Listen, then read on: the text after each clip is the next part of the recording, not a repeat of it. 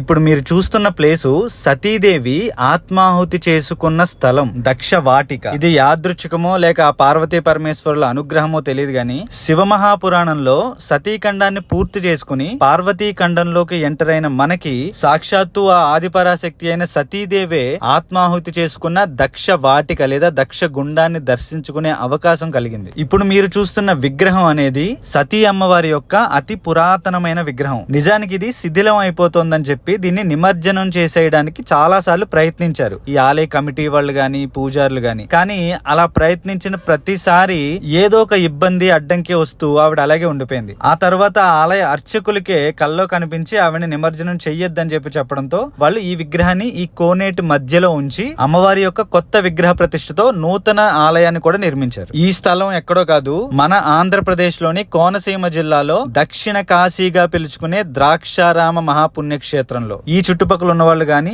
ఎవరైనా ఇటు వచ్చినప్పుడు గాని ఈ దక్ష గుండాన్ని ఖచ్చితంగా దర్శించుకోండి. ఈ శివపురాణంలో జరిగిన ఈ గాథని ఒకసారి నెమరు వేసుకోండి. ఖచ్చితంగా జై భవానీ అని కామెంట్ చేయండి. కొంచెం జాబ్ కు సంబంధించిన ప్రెషర్ వల్ల రీల్స్ రెగ్యులర్ గా పెట్టలేకపోతున్నా. ఒక 2-3 డేస్ లో రెగ్యులర్ గా మళ్ళీ శివపురాణం కంటిన్యూ చేసుకుందాం.